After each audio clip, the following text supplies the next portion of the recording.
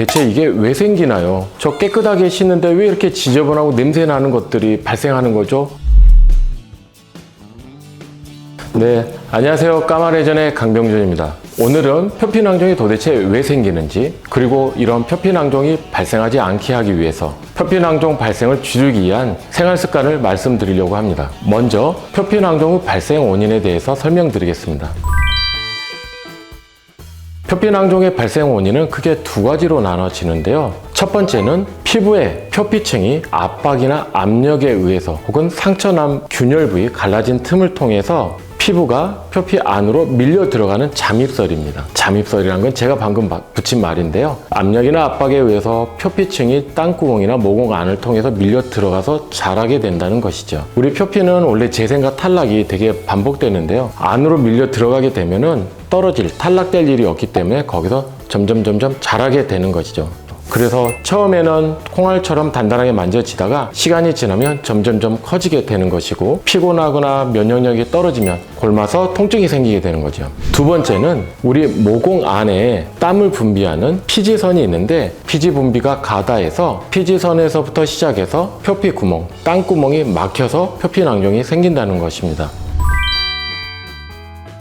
첫 번째, 소홀히 하기 쉬운 등, 겨드랑이 부위를 깨끗하게 잘 씻어달라. 표피낭종이 등에 많이 발생하는데요. 남자분들이 등에 혹으로 오셨다면 거의 90% 이상은 표피낭종이라고 할 정도로 많습니다. 표피낭종이 발생하신 남자분들 자세히 보면은 모공이 되게 크고 넓고 발달돼 있으며 피지 분비도 왕성합니다. 상대적으로 우리가 등을 아무리 잘 씻어도 소홀히 하기 쉽잖아요. 그렇기 때문에 등 혹은 겨드랑이 부위는 평소에 샤워 타월을 이용한다든지 해서 잘 씻는 게 표피낭종 예방에 도움이 될 것 같습니다. 두 번째, 타이트한 옷은, 몸이 꽉 끼는 옷은 피하십시오. 실예로 여성 환자분 같은 경우에 브래지어 라인 쪽 앞과 뒤쪽에 압박이 되게 심하잖아요. 팬티 라인 앞뒤로 해서 표피낭종이 생기는 경우가 그 예입니다. 또 다른 예로는 남자분들 같은 경우는 벨트 라인 있지 않습니까? 허리띠, 벨트 라인 그 눌리는 부위에서 표피낭종이 생기는 분이 있습니다. 압박의 원인이 되는 것이죠. 그래서 가급적이면 너무 꽉 끼는 옷은 좋지 않다.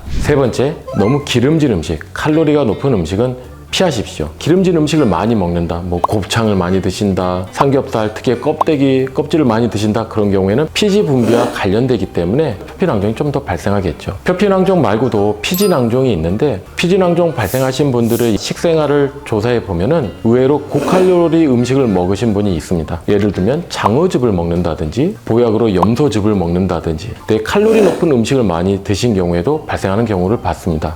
물론 다발성 피지낭종은 기름진 음식을 평소 안 드셔도 유전자 변이에 의해서 발생하기 때문에 어쩔 수가 좀 없습니다. 그 다음 좀 도움되는 얘기는, 제모를 하시는 분들이 있는데 특히 겨드랑이 제모할 때, 그 다음 해음부 제모를 할 때 면도기에 의해서 상처가 나서 그 틈으로 표피낭이 발생할 수가 있습니다. 제모를 하시는 게 나쁜 게 아니라요, 제모를 하실 때는 면도 거품을 이용한다든지 깨끗하지 않은, 위생적이지 않은 면도기로 제모를 할 때는 거기에 염증이 생길 수도 있기 때문에 위생적인 날이 잘 드는 블레이드를 이용해서 제모를 하시는 게 표피낭종의 발생을 줄일 수 있을 것 같습니다.